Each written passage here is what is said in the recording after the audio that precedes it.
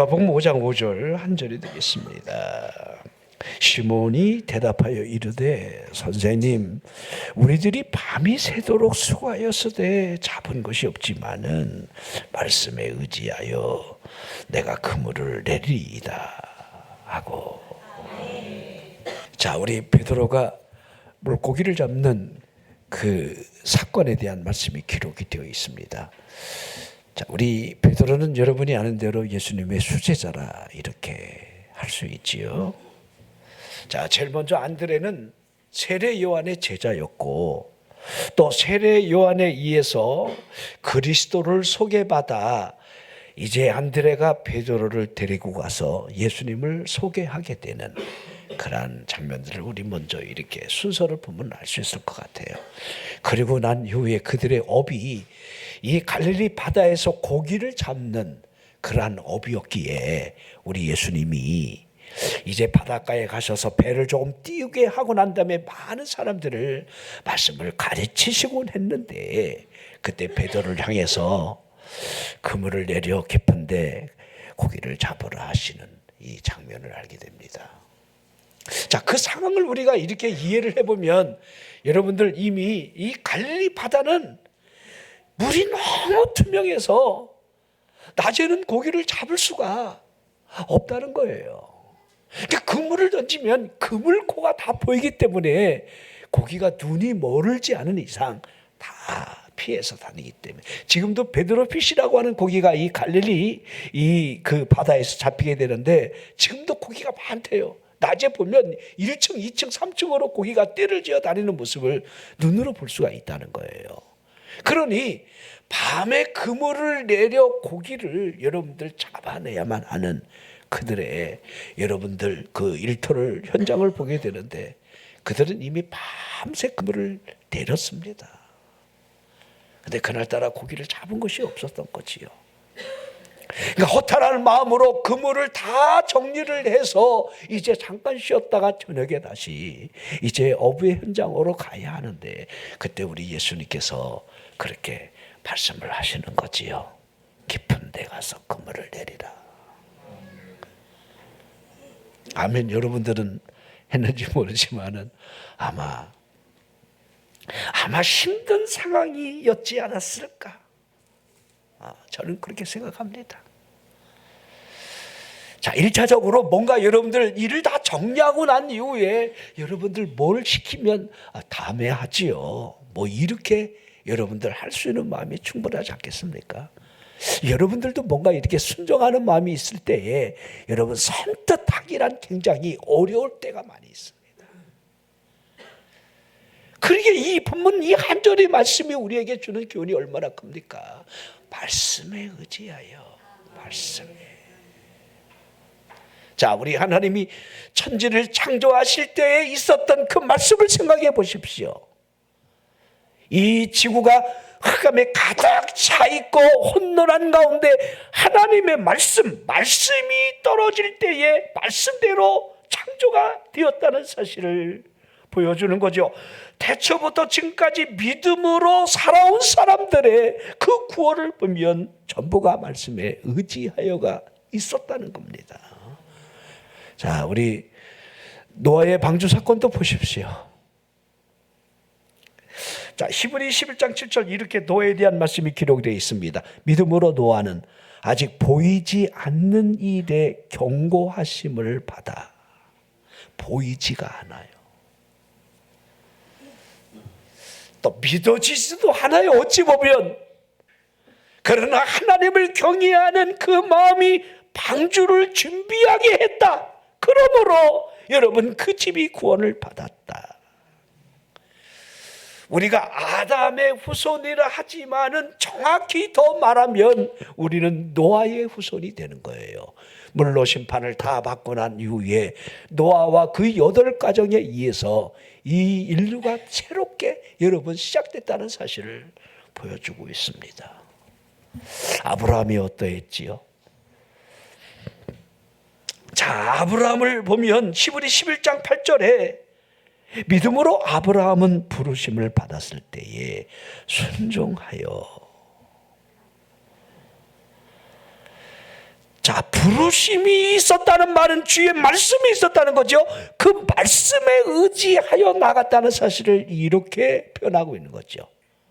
말씀에 의지하여 나갔다는 거예요. 갈 바를 알지 못했지만은 히브리 11장 10절에 보면 이는 그가 하나님이 계획하시고 지으실 터가 있는 성을 바랐습니다. 성을 바라봤다는 거예요. 성. 자, 히브리 11장 16절 쭉 설명하고 있죠. 그들이 이제는 더 나은 본향을 사모하니 곧 하늘에 있는 것이다. 이러므로 하나님이 그들의 하나님이라 일컬음 받으심을 부끄러워하지 아니하시고 그들을 위하여 한 성을 예비하셨느니라. 한번 보세요. 믿음으로 말씀에 의지하여 나가는 그 삶의 방향이 전부 성을 바라보고 있다는 거죠. 하나님이 예비하고 있는 이 땅의 것이 아니라 하늘의 성, 그 성을 예비하는 거죠.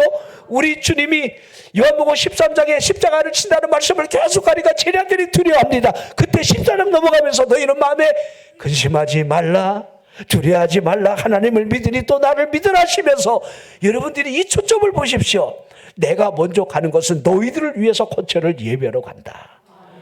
그 거처가 성이라는 거예요. 자, 그러기에 여러분들 요한복음 14장 6절이 테마죠. 이게 여러분 앞뒤 문맥을 연결해 보세요. 내가 그 길이라는 거예요. 그 길. 너희들이 이 성으로 올 수 있는, 내가 너희를 위하여 거처를 예비하는 그 거처로 올 수 있는 그 길이다. 그 진리라는 이 말은 오로지 진리가 너희를 자유해 줄 수 있기 때문에 진리 안에 있는 그 길, 그것은 생명이라 하셨지요. 여러분, 하나님의 아들이 있는 자에게 생명이 있고 영생이 있다는 사실을 여러분 사도 요한은 증언을 하고 있습니다. 이거 하나하나 전부 보십시오. 성을 예비하고 있다. 그리고 이 땅에서 있게 될 모든 일들을 넉넉히 이겨나가고 있는 그 발걸음들을 보게 되는 거예요. 그 믿음이 얼마나 커지면 아들을 바치려 하는데도 고민하지 않았다는 거예요. 우리는 왜 이렇게 고민이 많은지 몰라. 하나님이 해주실 거야. 아멘. 아멘은 해요. 아멘까지는 한다니까요. 아멘을 안 한다는 게 아니에요. 그러나 진짜 나의 모습은 무엇입니까? 진짜 나의 믿음의 모습은 하나님이 하실 거다. 하나님이 아시는데 하나님이 이끌어 가시는 말을 내가 바라보고 얼마나 순종할 수 있느냐, 이런 모습들이 우리에게 있느냐 하는 거지요. 있느냐. 자, 아브라함이 여러분들 이 제사에 대한 이 방법에 대한 이 과정이 이미 그 백성이 그 후손들이 400여 년 동안 종살이 할 것을 이미 예언되어 있고, 그 예언된 그 커리큘럼에 의해서 여러분들 어떻게 방향이 역사가 흘러가는지를 보십시오. 그렇게 요셉이 꿈을 꾸고 요셉이 왜 애굽으로 가야 하는지를, 그렇죠. 그리고 430여 년 동안 애굽에서 종살이 하게 되는 이 과정이 어떠했는지를, 마치 사사처럼 구원자를 보내실 때에 그들의 부르짖음 소리를 듣고 하나님이 아이고 때가 됐구나 하고 한 아이를 보내는 거죠. 자, 갈라디아 4장 4절에도 하나님이 때가 참에 여자에게서 한 아이를 낳게 하는, 여러분들 그 메시아가 탄생하는 이 장면을 보십시오. 때가 찼다는 이 말이에요. 창세기 3장 15절 구원의 계획을 이루기 위해서 여자의 후손으로 오실 그분이 때가 참에 동정녀에게서 태어나시는 이 인카네이션, 성육신의 사건이 이루어지는 이 텀을 보십시오. 구원하시는 하나님의 텀이 무엇으로 이루어지는지, 그 시간이 무엇을 의미하는지, 그러게 우리 예수님이 저주의 나무에 달릴 만한 그 시대적 배경을 타고 온다는 걸 보십시오. 원래 십자가형은요, 칼을 타고 해서부터 시작이 됐는데 땅을 신성시 여기는 그들이 죄인된 사람이 땅에 묻히는 것을 원하지 않았어요. 나무에 매달아 죽임으로 말미암아 시신을 곤도로나 매들 그 맹금류가 눈부터 파먹고 온 살을 다 파먹게끔 여러분들 그렇게 여러분 십자가형에 매달리게 했다는 거예요. 우리나라 옛날에 여러분 사형수를 어떻게 죽였습니까? 참수했잖아요. 그렇죠? 그래서 망나니가 막 칼춤을 막 치다가 막걸리를 막 확 들이고 확 그냥 조는 사람부터 그냥 뭐 그렇게 망나니가 칼춤을 친다. 그게 여러분들 사형 집행을 하기 전에 했던 그 거룩한 춤이잖아요. 그 다음에 여러분들 교수형도 하고 뭐 요새는 뭐 총살도 하고 사용하는 방법이 그 당시에 옛날에 사도 바울은 여러분들 이 머리가 우리 이 절구통 같은데 이렇게 머리를 기대고 이 목을 도끼로 내리치는 거죠. 그렇게 사용 방법이 다양한데 여러분 우리 예수님이 어느 때에 오시는가를 보십시오. 로마가 전 세계를 지배할 때에 그 전통에 의하여 여러분들 십자가형을 내리는 그 지역에 그 시간에 그때에 오신다는 거. 원래 이스라엘 법에 의하면 여러분들 모세 율법을 범하고 하나님 앞에 죄를 진 사람이라 한다면 돌에 맞아 죽어야 돼요. 돌에. 근데 우리 예수님은 십자가에 매달리신다는 거예요. 자, 근데 다 그것이 예표였죠? 이미 이스라엘 백성들이 길로 말미암아 하나님을 원망할 때 이 광야의 풀뱀이 그들을 물게 되고 그들이 회개함으로 하나님의 구원 계획이 여러분들 긴 장대 위에 노뱀을 만들어 쳐다본 즉 쳐다보면 나을 것이라. 대신 여러분들 이 풀뱀이 가짜 뱀으로 여러분들 그 위에 매달린 채로 쳐다보게 하는 구원의 계획을 우리 요한복음 3장 여러분들 우리 니고데모와의 대화에서 우리 이 영생의 도리를 우리 예수님이 거듭나라 3번 말씀하시고 인자도 달릴 것을 그러면서 이렇게 표현하죠. 그를 믿는 자마다 영생을 얻게 하려 함이니라.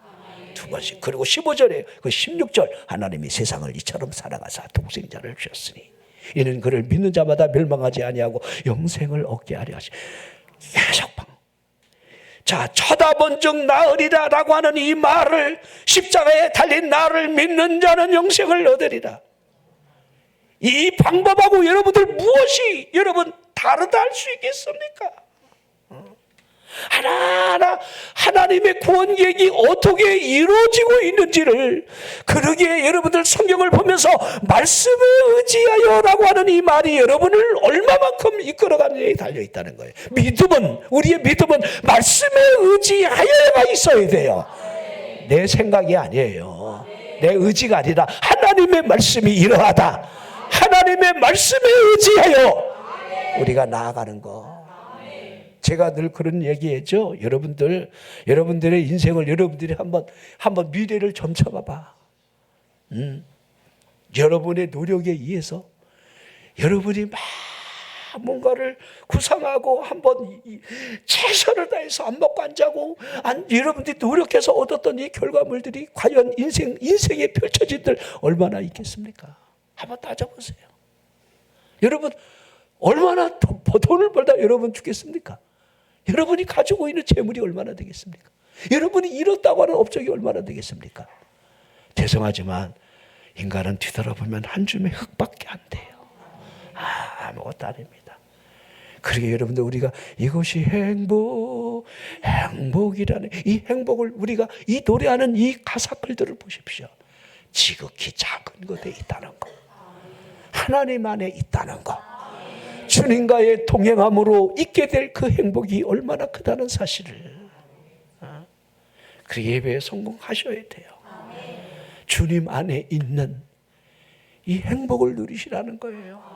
주님 밖에서 얻을 위로 얻을 것은 아무것도 없다는 사실을 여러분이 하셔야 돼요. 모세를 통하여 이스라엘 백성들이 출애굽하는 이 모든 과정들을 보십시오. 모세가 자신의 마음대로 지팡이를 여러분들 내밀은 적이 있었습니까? 주의 말씀에 의지하여 또 여러분 여호수아가 여러분 이제 여리고성을 점령할 때에 자신의 방법이나 여러분 자신의 계획에 의해서 여리고성이 무너졌지 않았다는 사실을 여러분들이 어떻게 생각하십니까? 그 이해가 됩니까? 성을 돈다고 성이 무너진다? 그러나 말씀에 의지하여 무너진다는 것을 그대로 보여주고 있습니다. 자, 베드로가 말씀에 의지하여 내가 그물을 내리겠습니다 하는 이 말을 여러분들 대수롭게 여러분 여기면 안 된다는 거예요. 여러분 하나하나 하나님이 말씀하시는 이 말씀 앞에서의 이 놀라운 이 기적을 베드로의 기적이나 홍해의 기적이나 무엇이 여러분들 차이가 있다 하겠습니까? 우리들이 앞으로 살아갈 모든 삶의 현장에 말씀에 의지하여라고 하는 이 말씀이 우리에게 있다라고 한다면 이걸 그냥 성령의 감동이라고 해도 괜찮습니다. 성령이 내게 감동을 주시면 성령의 감동을 따라 우리가 순종하면서 나아갈 때, 자, 여기서 우리 몇 가지만 조금 이렇게 한번 입장을 좀 정리해 봅시다. 요새 목사님이 설교를 하도 빨리 끝내니까 여러분들이 놀라는 경향도 있는데 길 수도 있고 짧을 수도 있으니까 여러분들 절대 오해하지 말기를 바랍니다. 왜 저분이 저러실까 그러지도 말고요. 짧을 수도 있고 길 수도 있다는 거. 자, 그러면 몇 가지를 이 본문을 이렇게 좀 구분을 해봐요. 자, 제일 먼저 빈 그물을 좀 생각해 봤으면 좋겠습니다. 빈 그물. 우리 인생이 2026년 어찌 보면 빈 그물일 수도 있다는 거예요. 내가 노력한 만큼 대가를 우리가 기대하지 못할 수도 있다는 것을, 앞으로 그런 일들이 많이 우리 앞에 예상될 수 있다는 것을 우리는 인식을 해야 합니다. 빈 그물, 빈 그물. 자, 아무리 밤이 새도록 그물을 내리고 또 내리고 내렸다 할지라도 빈 그물을 걷어 올려야 하는 수고한 대가가 전혀 여러분들 손에 쥐어지지 않는 빈 그물이었다는 사실을 우리에게 여러분들 무엇을 의미하는지, 우리 또한 우리의 삶이 여러분 그렇게 여러분들 주어질 수 있다는 것을 인식하라는 거예요. 재정적 적자의 밤이 매일 우리를 기다릴 때에 그 적자를 해소할 수 있는 아침이 오지 않을 것처럼 그런 삶의 현실이 올 수도 있다는 거예요. 빈 그물. 자, 또한 주의 말씀에 의지하여 그물을 내릴 수도 있다는 이 삶의 법칙을 주목해 보셔야 돼요. 아주 단순한 삶의 법칙이에요. 주의 말씀에 의지하여, 주의 말씀에 의지하여. 나는 2026년 우리 성도들이 이 말씀의 법칙을 따라 살아갔으면 좋겠습니다.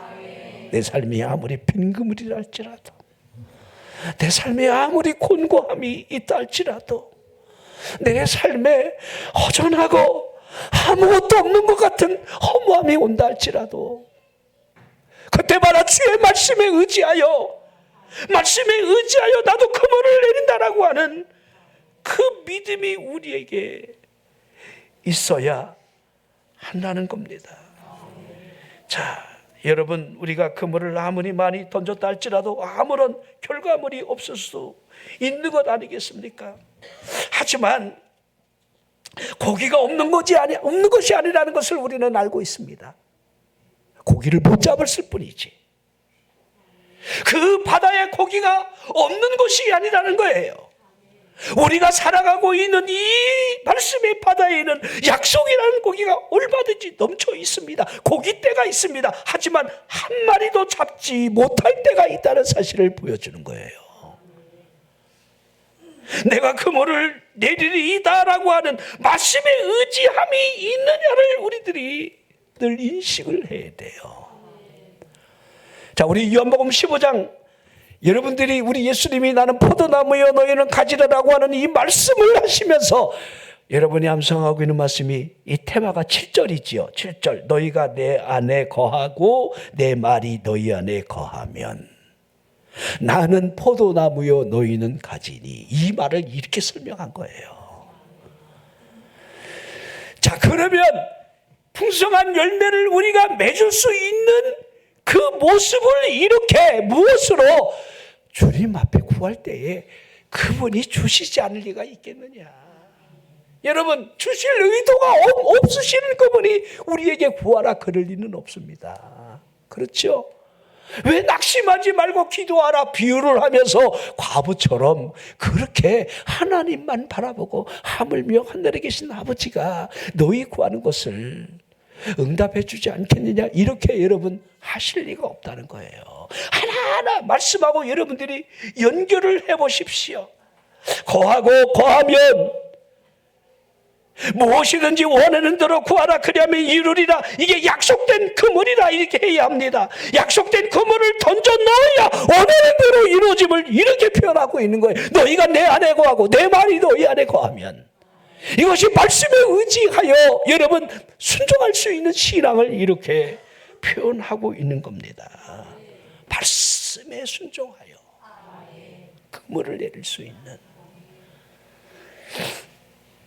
자, 그러면 여러분들이 하나님의 말씀이 여러분을 이끌어갈 수 있는 그 비결이 뭘까? 하나님의 말씀이 전혀 내게 여러분들 주어지지 않는데 내가 말씀을 순종할 일은 없지 않겠습니까?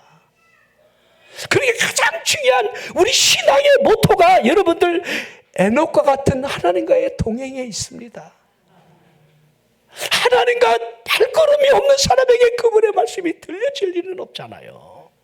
왜 우리가 예배에 성공해야 하는지, 왜 우리의 기도에 두 무릎이 있어야 하는지, 왜 하나님의 말씀을 가까이 하며 그분의 말씀을 따라서 여러분들 우리가 신중하게 귀를 기울여야 하는지, 우리 안에 육체의 소욕이 있고 성령의 소욕이 있는데 이 소욕이 서로 부딪힐 때 원하는 바를 하지 못하게 이 육체의 소욕이 성령의 소욕을 막 거스릴 때 나는 육체의 소욕을 따라 지금 내가 고집을 피며 살아가고 있지는 않은지, 그러므로 맺게 되는 육체에 소욕된 그 열매가 하나님 나라를 거부하고 있다는 거, 이게 뭘 의미하는지를, 왜 성령의 소욕을 따라 살면 성령의 열매가 맺혀지고 사랑, 희락, 화평, 인내, 자비, 양선, 충성, 온유, 절주 이와 같은 것을 금지할 법이 없느니라. 빛의 열매는 착함과 의로움과 진실함이 있느니라. 전부 여러분 성령과 관계된 모든 일들이 우리 안에 어떻게 일어나는가? 로마서 8장 전정을 보십시오. 우리 안에 여러분 정죄함이 없다는 사실이 뭘 의미하는지, 생명의 성령의 법이 죄와 사망의 법을 이겼다는 사실이 무엇을 의미하는지, 그러므로 말미암아 하나님의 영의 인도함을 받는 것이 무엇을 의미하는지, 하나님의 영의 인도함을 받는 자, 그런 사람만이 말씀에 의지하여가 분명히 있다고 생각이 되어집니다. 여러분, 육은 영을 여러분들 순종하지 못하게 해요. 육의 사람이 어찌 영의 일을 알 수 있으며 영을 쫓겠습니까? 분명한 사실은 나는 여러분들이 영의 사람이 되기를 바랍니다. 성령의 사람이 되기를 주의 이름으로 축원합니다. 제가 이번에 우리 아이들한테도 계속 그랬죠. 좀 이게 간단한 예지만은 그걸 한번 믿고 순종하고 해보면 얼마나 좋을까. 두 손 들고 흔들고 한번 기도해 보라는데, 우리 은우 엄마, 우리 선혜 성도도 처음 우리 수양관 한번 왔다 계속 낮에 계속 와서 이렇게 앉아 있으니까 믿음이 없잖아요. 믿음이 없는데 어찌 기도가 되겠습니까? 기도가 없는데 어떻게 간절함이 있겠습니까? 뭔가 말씀을 들으니까 깨닫긴 하는데 아직까지 내 입이 여러분들 열려지지 않았는데 무슨 기도를 하겠습니까? 그래서 내가 부르코라 두 손 들어 흔들어 그리고 입으로 다른 거 하지 마. 할렐루야만 해. 할렐루야. 흔들어. 할렐루야. 흔들어. 할렐루야. 그거 하니까 기도가 터지기 시작하는 거야. 얼마나 방법이 쉬워. 근데 안 하거든. 모르는 바가 아니야. 이번에 우리 시온이가 우리 애들한테 제가 약속을 했어요. 우리 은경이한테도 약속했어요. 방언만 받으면 니네 일주일 동안 풀이 패스권이다. 밤을 새던 뭐 컵라면을 10개를 먹던 엄마가 시끄러 엄마 내가 다 이겨. 막 풀이 패스권을 주겠다는 거예요. 방언만 받으라. 애들이 막 방언 받으려고 얼마나 두 손 들고 코품 물고 할렐루야를 해대기 시작하는데 화요일날인가요? 애들이 갑자기 그냥 주의 영이 임하니까 막 통곡이 터진 거야. 눈물이 막 통곡하고 막 난리가 나서 끝나고 되는데도 눈물이 멈추지도 않아요. 너 왜 우리가 얘가 울어서요? 그리고 막 서로 막 이런 싸잡아서 막 우는데 우리 예은이가 그러는 거예요. 목사님, 걔가 말을 잘하잖아요. 목사님, 제가 옛날에 기도하는 사람은 이해도 한다고 기도하는 게 싫었는데요. 기도하는 게 싫었다는 거야. 근데 갑자기 기도가 좋아졌어요. 기도하고 싶은 마음이 생겼다는 거야. 이게 얼마나 놀라운 변화입니까? 그래서 애들이 그냥 기도만 시작하면 무릎 꿇고 손 흔들고 할렐루야 할렐루야 막 흔들면서 이렇게 기도하는데 내가 이렇게 보니까 성령이 임했구나. 저게 그냥 폼이고 장난이 아니구나. 사모하는 마음을 하나님이 결코 회면하지 않는다는 것을 너희가 내 안에 거하고 내 말이 너희 안에 거하면 우리는 이 말을 잃어버려요. 무엇이든지 원하는 대로 구하라. 그리하면 이루리라. 이 응답에만 우리가 관심이 있어요. 제사에는 관심이 없고 여러분 떡밥에만, 여러분은 제사밥에만 관심이 있듯이 여러분 구하라라고 하는 이 말만, 그러면 주신다라고 하는 이 말에만 우리가 초점을 맞추고 있는데 너희가 내 안에 거하고 내 말이 너희 안에 거한다라고 하는 이 전제 조건이 무엇을 의미하는지 이 말씀들을 제가 그랬잖아요. 여러분들 일평생 살면서 두 손 높게 들고 정말 하나님을 깊이 경외하고 찬양할 수 있는 날이 있을까? 그렇게 쉽지 않습니다. 여러분이 그냥 나도 모르는 사이에 감격된, 영혼에 감격된 찬양이 막 올라지고 막 눈물이 막 쏟아지고 깊은 감사가, 감격이 쏟아지고 하나님의 은혜 아니면, 하나님의 역사가 아니면 올해도 난 살아가지 못합니다. 하나님 나에게 은혜를 베풀어 주시옵소서라고 하는. 자, 그러기에 여러분들 이 아브라함 가정에서 있게 되는 이 사건들은 우리에게 여러분 상징적 의미가 굉장히 큽니다.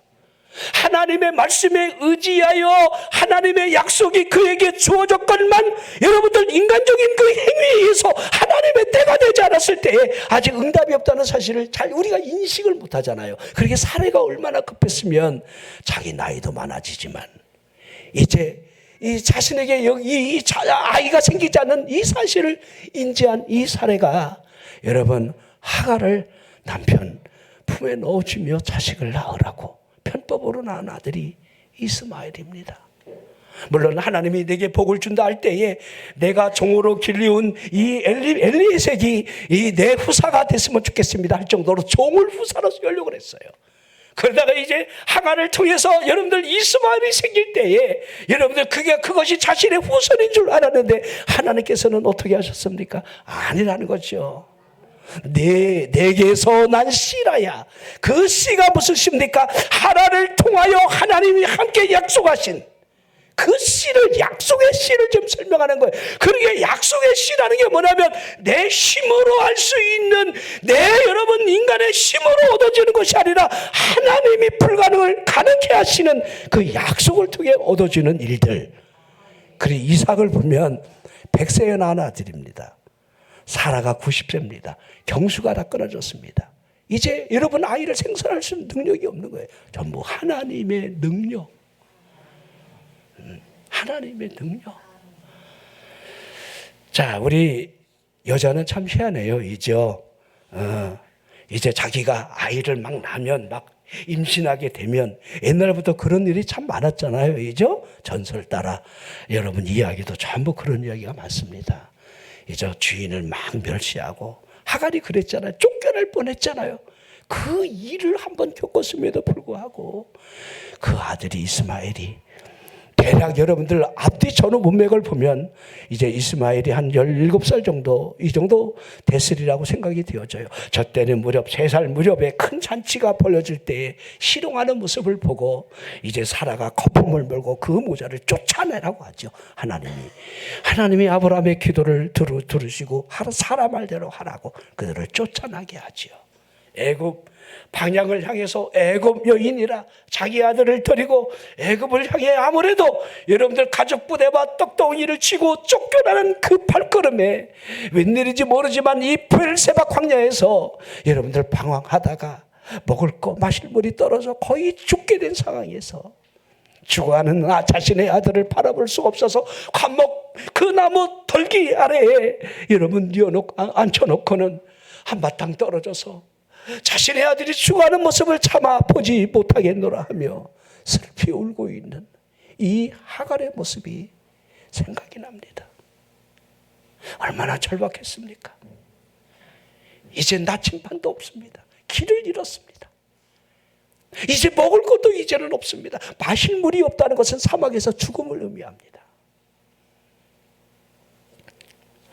그때에 여러분 이스마엘이 자신의 엄마가 우니까 자신도 울겠지만은 그래도 아브라함의 아들이 아닙니까? 아브라함이 하나님을 향하여 제단을 쌓던 여호와 하나님의 이름이 기억났을 텐데 그러게 하늘의 천사가 하늘의 사자가 뭐라고 그랬습니까? 하갈아 저 아이의 울음소리를 하나님이 들으셨다 그러는 거예요. 하나님이 저 아이의 울음소리. 여러분이 삶의 힘겨울 때에 하늘을 향해서 여러분들이 도움을 구할 때에 하나님이 모르신다 이렇게 하실 리가 없습니다. 2026년 어찌 평탄한 일만 있겠습니까? 힘겨운 일도 있을 겁니다. 그럴 때마다 여러분 하늘을 향해서 여러분의 울음소리가 올라가기만 하면 하나님이 그 울음소리를 들으시고 우리에게 반드시 피할 길을 주시고 두려워하지 말라 놀라지 말라. 왜 그렇습니까? 내가 네 하나님이라는 거예요. 내가 너를 돕겠다는 거예요. 어려운 나의 오른손으로 너를 붙잡겠다는 거예요. 이 말씀보다 이 약속보다 중요한 축복의 약속이 어디에 있겠습니까? 뭐가 두렵습니까? 하나님이 나와 함께 한다는데 우리의 오른손을 잡아 우리를 이끌어 가겠다는데 이사에서 보니까 하나님의 말씀이 우리에게 이 길이 바른 길이니 이리로 가라 저리로 가라 하신다는 거예요. 뭘 두려워하겠습니까? 하나님 내가 어디로 가야 합니까? 뭘 걱정해요? 하나님이 이 길이다 하나님이 저 길이다 이렇게 우리에게 하신다 하셨는데 그러한 믿음으로 우리가 여러분들 살아가야 한다는 것을 보여주고 있는 거예요. 자, 빈 그물이 말씀에 의지하여 여러분들 어떤 일이 일어났는지를 배에 가득 여러분 두 배에 가득하게 여러분들 그물에 여러분 고기가 걸려 있었다는 사실을 우리에게 보여주고 있습니다. 그리고 딱 목적이 있는 거지요. 우리 예수님이 부름에 대한 목적이 고기가 아니에요. 사람 낳는 어부라는 거예요. 자, 하나님이 우리에게 복을 주신다라고 한다면 올해 그 복을 여러분들이 그 두 배에 가득 찬 물고기를 팔아갖고 나를 위한 여러분 손익계산을 여러분 따지라고 분명히 그 두 배의 물고기를 주는 것은 아닐 겁니다. 그 의미가 있을 겁니다. 그렇죠? 사람 낚는 어부. 여러분이 돈의 가치를 정말 영혼을 건지는 일에 여러분들이 얼마나 할 수 있을까? 그런 곳에 여러분들 하나님의 부르심, 하나님의 소명, 그 소명을 따라 두벅두벅 목적 없는 삶이 아니라 소명이 이끄는 우리의 삶의 발걸음이 오늘 우리 아이들 또 우리 찬양단들 우리 같이 여기 노아의 방주에 가서 만둣국 노예 방주에 가니까 만둣국을 팔더라고요. 우리 만둣국을 먹고 왔습니다. 네. 우리 준이는 저녁 먹는 당을 잃어버리고요. 밥을 이미 먹고 와갖고 그런데도 그걸 다 먹으면서 배가 불러갖고 배를 막 문대리고 있어요. 배가 부르죠. 배가. 그래서 밥 먹는 거 잃어버렸냐? 잃어버렸다는 거야. 또 엄마는 또 주일학교 교사라 또 광고를 못 들었다는 거야. 그래서 내가 딱 맞는 호흡이라고 그랬어요. 근데 우리 아이들이 여러분들 같이 이렇게 이제 졸업생들이 하나하나 청년도 되고 고딩도 올라가고 중딩도 올라가고 우리 졸업생들이 그렇게 여러분들 이제 새로운 변화의 그 물결 속으로 들어갈 텐데, 여러분, 제가 우리 아이들한테도 그랬어요. 야, 너 대학교 가거든 애들을 많이 새겨라. 라고 내내는 여자들 10명씩 다 데리고 와라 내가. 그러니까 목사님이 농담을 하지만은 그 초점이 뭐지요? 너 영혼 건전해. 너를 통해서 정말 그리스도를 알게 하고 그리스도를 믿게 하고 영생을 우리가 소개해 주는 그 일에 쓰여진다라고 한다면 이게 주님이 기뻐하는 일이 아닐까. 여러분, 우리 2026년 만만치 않을 겁니다. 그러나 두려워하지 맙시다. 우리에게 분명히 하나님의 뜻이 이루어지기 위한 빈 그물이 된다 할지라도 깊은 데 말씀에 의지하여 그물을 내릴 때에 불가능을 가능케 하시는 주의 역사가 우리 삶을 이끌어가고 그 삶을 통해서 주의 복음이 더 확장되는 일에 저나 여러분이 우리 교회가 쓰여지는 한 해가 되기를 주의 이름으로 축원합니다. 기도하겠습니다.